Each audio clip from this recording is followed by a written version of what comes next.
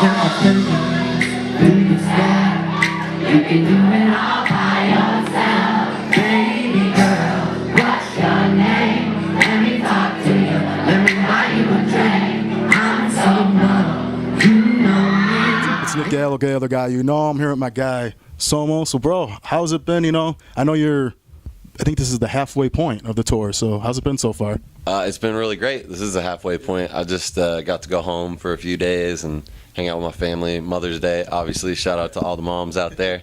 But yeah, no, I feel good. My voice feels strong. We're halfway through, and I want to kill it the rest of the tour. So. Yeah, one thing I really appreciate you as an artist. You're one of the only artists I feel that's still new and upcoming still to some people. Yeah. You just didn't open up for a whole bunch of people. You actually had your own headlining tour, because a lot of people I know get signed to a label. They tell you, okay, you're gonna open up for so and so, and you'll get your own tour. 4 or 5 years. Like, so what did you like? Was that a choice of yours? Like, hey, I want to do my own show. Yeah, I mean, it's always been for me. I'm not trying to be anybody but SoMo, and I like to perform for my fans. So for me, it's always been big enough, and my fans have supported enough for me to do my own show. So. I mean, I really haven't opened for, I've maybe opened like 4 or 5 times minus festivals. Yeah. And, it's cool and all, but I just love my fans, and I got enough fans that for now, I've been traveling the country, hitting all the cities, hanging with my fans. So, I mean, I'm definitely down to open, for a bigger artist. It's just, when it fits, what fits, And like, how does it feel? No, I think it's your 8th headlining tour. Yeah. So how, I mean, that's great. That's a short amount of time. You really, got it in so far. So how does it feel, just saying that today? I mean, yeah, it's 8, 9, or 10, something like that. For me, it's just awesome to have fans that support. Like I said, to be able to make my own music, even though I started, with the covers and everything. To be able to build off of that and really connect with people and on a musical level, and for them to appreciate what I have to say personally, it means a lot. So to do that and to be on the road singing my own songs and connecting with these people, it's everything to me. Yeah, going off of cover songs, that's another thing I want to bring up. You're one of the few artists I feel that still do cover songs in between.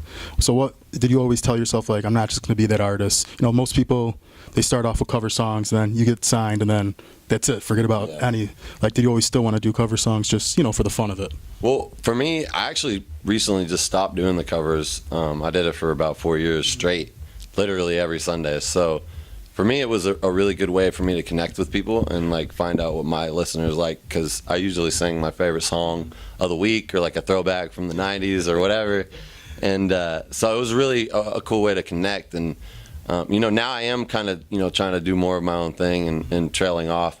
But I'm doing the label thing and everything. It hasn't ever defined me as an artist. I've really had a handle on who I am and what I'm wanting to be and present. So the cover thing, though, I think it's fine to sing other people's songs. I mean, Whitney Houston, one of her biggest songs was a cover of Dolly Parton. So it's like, I mean, it's just music for me. And I'll always probably bring 1 or 2 new covers out on the road, whether I record them and put them out on YouTube or whatever. I'll always probably be bringing them out, because it's a cool way to interact with the crowd and see what my fans are messing with. Yeah, I know the Answers dropped March 17th this year. So how was that whole process from your first debut album, and then you had the My Life 1 and you had My Life 2. So how was making this one different? I know you worked with like Tricky, you said, and how was this process different? So this process was a little bit less time compacted. The first mixtape and album were kind of like my life, like all the way up until that point. And then I had to go back and reassess my struggles and my own inner thoughts and figure out what I wanted to say in about 2 years. And so I in between did My Life 2, which was a bit more of a cohesive freestyle project. And then I came out with my album, and for me it was just the best songs that I've written, that I could cohesively put together to tell my story. And it was a good long 2 years of self-discovery. I'll say that. Yeah, and I know you got like the VIP packages for your fans. So what's been one of the craziest things, in just having them, having a VIP package for your fans to buy and, actually get to meet you and do the sound check and stuff? Yeah, I've actually done the meet and greets ever since I first started, and it's cool because I did the laminates for the VIPs, and I've literally done the same like style laminate for every tour. So some of my fans, they've been ride or die. They have like all of them, and they'll bring them to the shows, and it's cool. So bring your extra laminates, and I'll sign all the rest if you come back. But like, yeah, no, the VIP thing is fun. I get to connect and meet them. My shows can be pretty big sometimes, so it's hard to just go out afterwards and just stand there and meet 1,000 girls. So it's kind of essential to be able to get a few of them that opportunity. Yeah, and another thing is your stages are always super dope. I like it that you actually have, a stage, you have a visual. So many people, I know I get the whole like acoustic, you want just, a band and it's you in a black background, but you actually have like lights and a setup and, stairs. So was it always you wanted that? Like how did that come about and who helps you with that? So Chad Fellers is with Wasted Potential Lighting. He is a big inspiration and designs a lot of my lighting. And we really collab a lot on like what I want, like when it comes to the stairs or, different staging or where my guys are going to be. And my band members are usually around the same spot, but I like to do, different stuff each tour. Like this tour, I actually during rehearsals hand built a door that I come out of at the beginning. It's kind of like the intro to the show. And it's just cool stuff like that I think, makes it worth people's money. Like I want to put on a show. It's not just me singing songs. It's about the whole SoMo experience. Dope. Yeah, I know. How was Arsenio Hall? I know you did a couple years ago. How was that? I mean, it's a big deal. It's Arsenio Hall. I mean, it's legendary. How was it just being on there? Man, it was awesome. It was amazing, and he was really a really genuine dude, like off camera, which was really nice because that's pretty intimidating, like you said. And my mom was there. It was great, and I mean, it's hard to really put into words a moment like that because, I sang Ride. It's one of my biggest songs. And to just think back, I was actually just a young SoMo. It was the beginning.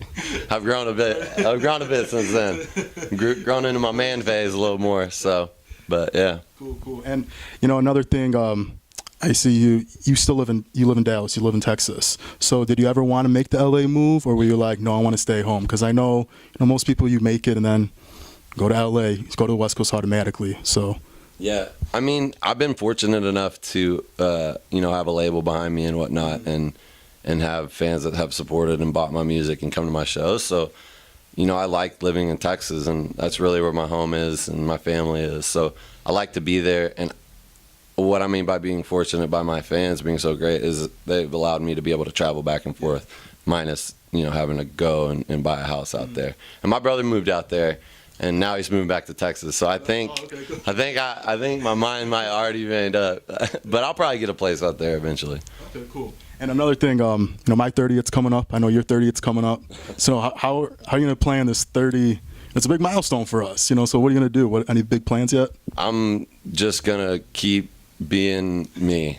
I don't really know. It's just 30. Yeah, man. It's yeah. I mean, I don't really think about it too much. I feel like 20 still, so it's sometimes I'm like, I don't really do 30-year-old things, so I don't necessarily want to say I'm 30. We actually talked about this the other day. I live on a tour bus with 9 guys. It's like a football locker room every day of my life. So. And for the rest of this year, what else do you want to accomplish by the end of 2017? What's on your roster? I got a lot of plans. I will say that. I kind of had a creative explosion at the top of the year and wrote a bunch of songs. So I think I'm probably going to be putting out some new stuff like real soon. Oh, dope. Yeah. So I got some really good stuff. I can't wait too long. I gotta come with it. So. Well, yeah, bro. I want to wish you all the best of luck. Rest of this tour, next tour. New music as well. Yeah, and it's Nick Gallo, the guy you know, here with SoMo.